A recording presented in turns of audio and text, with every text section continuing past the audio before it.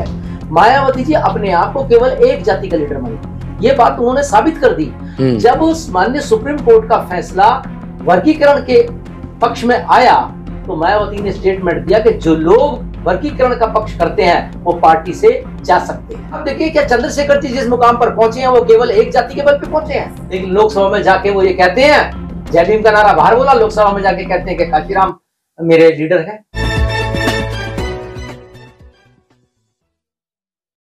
दोस्तों नमस्कार, मैं विकास, आप देख रहे हैं जस्टिस इंडिया और लगातार मैं आपको डिप्राइड शेड्यूल कास्ट यानी डीएससी की खबरें दिखाता रहता हूं।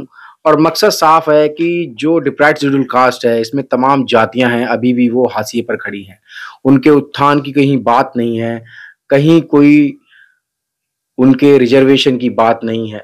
आपने तमाम चीजें देखी हैं। डीएससी को लेकर एक बड़ा माहौल आज से कुछ महीने पहले, हम कहें कि 8 से 9 महीने हो चुके हैं, डीएससी के पूरे मामले को पूरे देश में एक बड़ा आंदोलन सा उठा था, लेकिन अब वो आंदोलन शांत हो गया है। ऐसे में मेरे साथ चरण सिंह बबरीक जी हैं, कुलदीप जी हैं, दोनों साथी हैं, इस समय मेरे साथ मौजूद हैं और डीएससी को लेकर लगातार ये जन आंदोलन कर रहे हैं। और चरण सिंह बबरीक जी से सवाल भी मेरा वही होगा, क्या कहेंगे बबरीक जी? डीएससी को लेकर 1 अगस्त को फैसला आता है, पूरे देश में माहौल बदल जाता है और पूरे देश में जो डीएससी वर्ग है वो आंदोलन करने लगता है और सुप्रीम कोर्ट को बधाइयां देता है और अपने पूरे एक तरीके से जन जागृति हो जाती है पूरे देश में डीएससी समाज। लेकिन अब वो आवाज खत्म हो गई है, अब उसका कोई सुनने वाला नहीं है। जो नेता डीएससी की आवाज को बढ़ चढ़कर उठा रहे थे वो अब सड़कों से गायब हैं, पद पोस्ट उनको मिल चुकी है, अपना अपना फायदा उन्होंने ले लिया है। लेकिन जो 40 से 45 जातियां, अगर हरियाणा को देखें 40 से 45 जातियां हैं और अलग अलग स्टेट में अलग अलग जातियां हैं, तो वो जातियां तो कहीं ना कहीं अपने आप को ठगा हुआ महसूस कर रही हैं इस वर्तमान समय में। कैसे देख रहे हैं आप इसको?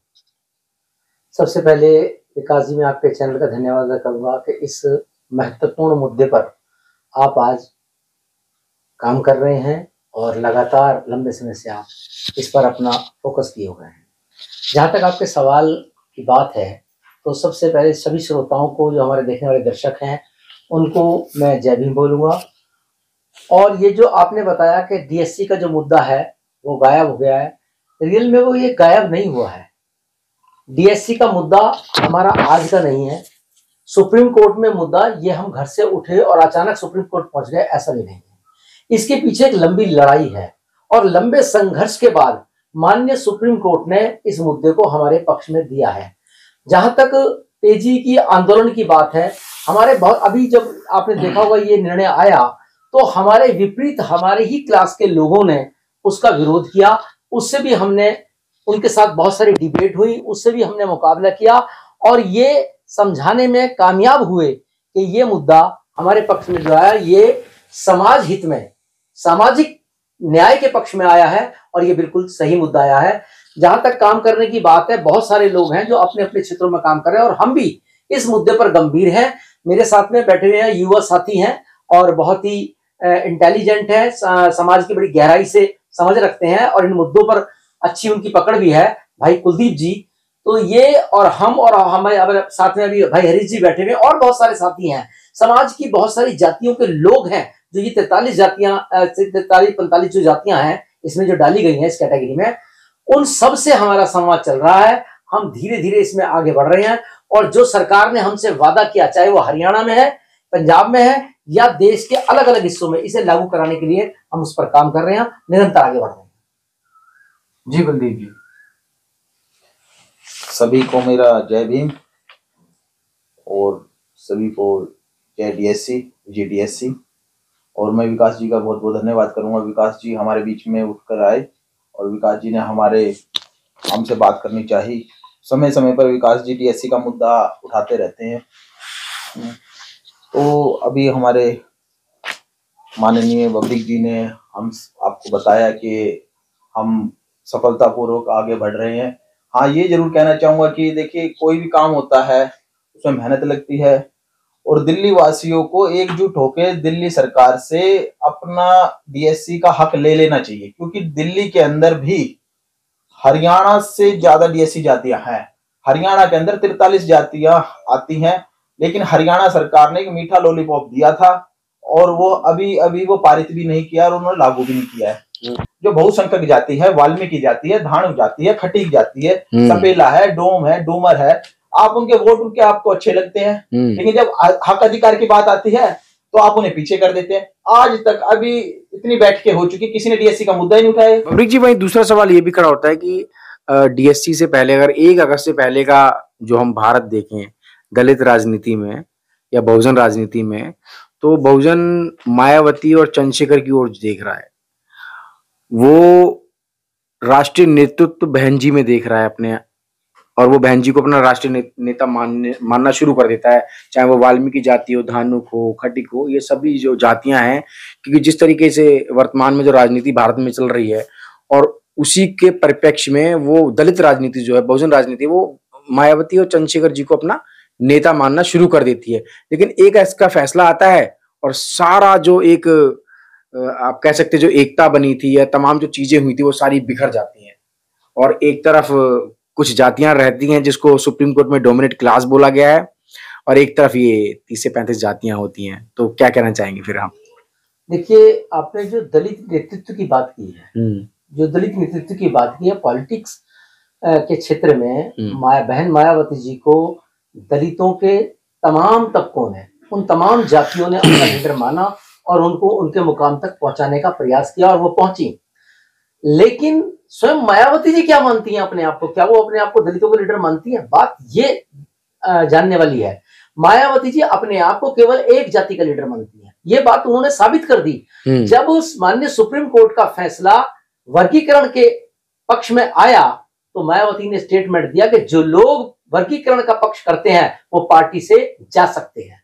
इसका मतलब मायावती जी ने साबित कर दिया कि वो संपूर्ण दलितों को नहीं चाहती, उनके हक और हकूक उनको देना नहीं चाहती। वो कहते तो है कि जिसकी संख्या भारी उसकी उतनी भागीदारी, मगर ये सिर्फ एक जुमला है, हकीकत कुछ और है। जब माननीय सुप्रीम कोर्ट ने इस फैसले को दिया तो उन्होंने कोर्ट को ही धता बता दिया और उसका जबरदस्त विरोध किया, और उन्होंने कहा कि पार्टी से वो लोग चले जाए। इसका मतलब है मायावती जी अपने आप को केवल एक जाति विशेष का लीडर मानती हैं, वो खुद को दलितों को लीडर नहीं मानती। तो बबरीक जी, एक मिनट मैं आपको रुकना चाहूंगा। जहां तक चंद्रशेखर जी की बात है, अभी आप देखिए क्या चंद्रशेखर जी जिस मुकाम पर पहुंचे हैं वो केवल एक जाति के बल पे पहुंचे हैं।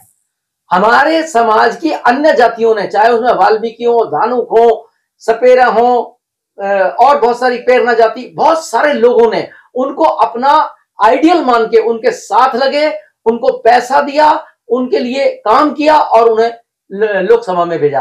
लेकिन लोकसभा में जाके वो ये कहते हैं, जय भीम का नारा बाहर बोला, लोकसभा में जाके कहते हैं कि काशीराम मेरे लीडर हैं। बाबा साहब को याद नहीं करते। वो जाके कहते हैं कि मैं चाहता हूं कि एक चमार रेजिमेंट बननी चाहिए। वो दलितों की बात नहीं करते, तो वो एक जाति की बात करते हैं। जब वो एक जाति की बात करते हैं तो वो खुद ये तय कर लेते हैं, वो बता देते हैं कि हम दलितों का नेतृत्व नहीं कर रहे, हम केवल एक जाति की बात करने यहां पर आए हैं। तो कैसे मान ले उनको अपना लीडर? लोगों ने तो माना था, लेकिन वो वास्तविकता में उनके भी हाथी के दांत खाने के और हैं और दिखाने के और।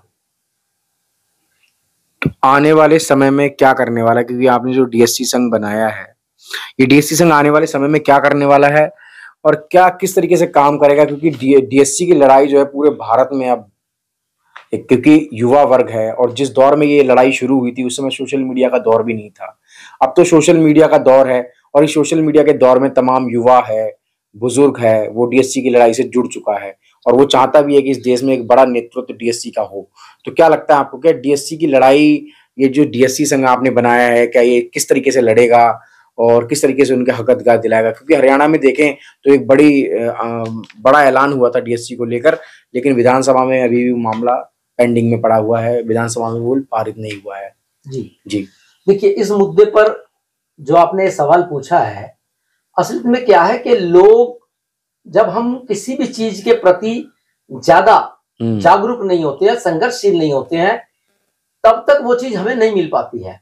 हमारे जिन लोगों ने, जिन संगठनों ने, जिन बुद्धिजीवियों ने सुप्रीम कोर्ट में पहुंचकर इस पे धन और अपना दिमाग, अपना समय लगाकर लड़ाई लड़ी, अब ये फैसला हमारे पक्ष में आ गया है। लेकिन वो होंगे कितने लोग होंगे? वो 100 लोग रहे होंगे, 200 लोग रहे होंगे, 500 लोग रहे होंगे कोर्ट में, इतने ही तो लोग गए होंगे, इससे ज्यादा लोग नहीं गए होंगे। लेकिन ये फैसला उन्होंने अपने लिए तो नहीं कराया ना, पूरे समाज के लिए, पूरे डीएससी समाज के लिए, जिसमें 43 से 45 जातियां हैं, उन सब के लिए कराया। लेकिन अगर वो जातियां घर से नहीं निकलेगी, उन्होंने तो दिलवा दिया, लेकिन अब उसको लागू कराना जिम्मेवारी समाज की है। समाज के लोगों को बाहर निकलना पड़ेगा घरों से, समाज के लोगों को इसे लेने के लिए, लागू करवाने के लिए संघर्ष करना पड़ेगा, अपनी एक आवाज बनानी पड़ेगी। और उसी आवाज को बनाने के लिए हमने डीएससी श्रवण संघ का निर्माण किया है और हम उसे लेके चल रहे हैं। डीएससी श्रवण संघ डीएससी जातियों के तमाम मुद्दों को लेकर चल रहा है, जिसमें हमने अभी जो अपनी मांग रखी है, जो हमने एक पंपलेट निकाला है, उसमें जो हमने अपने मुद्दे, अपनी मांगे रखी हैं, वो 26 हैं। जैसे मैं आपको एक एग्जांपल के तौर पे बताऊंगा कि सबसे पहली मांग हमारी यही है कि वर्गीकरण जो है वो लागू होना चाहिए। अब वो लागू कैसे होगा? वो जिन जातियों के लिए ये सुप्रीम कोर्ट ने फैसला दिया है, उन जातियों के बीच में जाकर उनसे संवाद करके उनको समझाया जाएगा, उनको जागरूक किया जाएगा कि अगर आपको भविष्य में इसका लाभ चाहिए तो आपको जुड़ना पड़ेगा, समझना पड़ेगा और इसके लिए संघर्ष करना पड़ेगा, अपनी आवाज बनानी पड़ेगी। घर बैठ के आपको कोई कुछ नहीं देगा। एक और एग्जांपल मैं आपको देता हूं। जब सरकार बनती है, सरकार में अलग अलग विभाग बनते हैं, विभागों में मद बनता है, उसका बजट बनता है, और हर विभाग में बजट में से एक बजट होता है जिसको बोलते हैं SCP plan, special component plan. Special component plan के बारे में ज्यादातर लोग जागरूक नहीं है। स्पेशल कंपोनेंट प्लान अनुसूचित जातियों के विकास के पैसे को बोलते हैं, लेकिन जागरूकता की कमी के कारण ज्यादातर सरकारें, कोई एक सरकार नहीं, सभी सरकारों की बात कर रहा हूं, दिल्ली में भी केजरीवाल सरकार ने भी यही किया, बीजेपी भी अभी यही कर रही है, पहले कांग्रेस ने भी यही किया। ज्यादातर सरकारें इस पैसे को निकालकर दूसरे मदों में खर्च कर देती हैं, जबकि ये पैसा केवल दलितों के विकास का पैसा होता है। उनके क्षेत्रों के, उनके बच्चों के, उनके मतलब जो है इलाकों के विकास के लिए ये पैसा होता है। लेकिन आप जाइए उनके इलाकों को जाके देखिए, वहां तो जो बुनियादी जो सुविधाएं होनी चाहिए, नाली भी ठीक से नहीं बनी हुई है वहां पर। तो ये जागरूकता की कमी के कारण जो है ये पैसा लैप्स हो जाता है और पार्टियां दूसरे मुद्दों में खर्च कर देती है। जैसे केजरीवाल ने भी अपने प्रचार में बिजली पानी में सारे पैसे को खर्च किया। तो तमाम लोगों को क्या कहना चाहेंगे आप? मैं यही कहना चाहूंगा कि जो डीएससी श्रवण संघ हमने बनाया है, हम लोगों के बीच में जा रहे हैं, लोग इसको देखें, इसको समझें और हमारा साथ दें। और ये लड़ाई, जैसे मैंने बताया ना कि वर्गीकरण की लड़ाई जिन लोगों ने लड़ी, अपने पर्सनल लिए थोड़ी लड़ाई, पूरे समाज के लिए लड़ी। हम भी इस मुद्दे को लेकर केवल अपने लिए आगे नहीं बढ़ रहे हैं, सबके लिए आगे बढ़ रहे हैं। उनमें आधर्मी भी है, वाल्मीकि भी है, बंगाली भी है, बटमार भी है, बाजीगर है, बंजारा है, डेहा है, धानक है, डोगरी है, गधीला है, कबीरपंथी है, जुलाहा है, कोरी है, कोली है, मजबी सिख है, नटबादी है, पासी है, पेरना है, सपेला है, सिगलीकर है, स्यासी है। ये तमाम जातियां हैं और बहुत सारी जातियां हैं इसमें। वे सारी जातियों की लड़ाई लड़ने के लिए हमने ये कदम उठाया है। और इस कदम में केवल ये जातियां ही नहीं, हमने एक जेंडर को भी रखा है, जिसे हम थर्ड जेंडर बोलते हैं। सरकारों ने उनके लिए भी कुछ नहीं किया। परमात्मा ने, कुदरत ने उनको दो प्राणियों से थोड़ा अलग बनाया है, तो सरकार ने भी उसको अलग थलग डाल दिया है। समाज ने भी डाला और सरकार ने भी डाला, जिसमें कि उनको उस गुनाह की सजा मिल रही है जो गुनाह उन्होंने किया ही नहीं।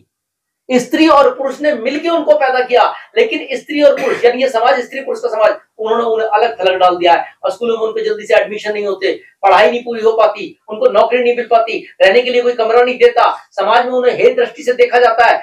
उनके लिए कोई सुविधा सरकार ने नहीं बनाई, सरकार ने उन्हें भगवान भरोसे छोड़ दिया। हमारी लड़ाई यही है कि जिस तरह इस देश की डीएससी जातियों को हाशिए पर फेंक दिया गया, इसी तरह उन्हें भी फेंका गया। हम उनके साथ भी संवाद करें, इन सबको मिलाकर हम एक आंदोलन खड़ा करने की तैयारी कर रहे हैं और हम इस पर निरंतर आगे बढ़ रहे हैं।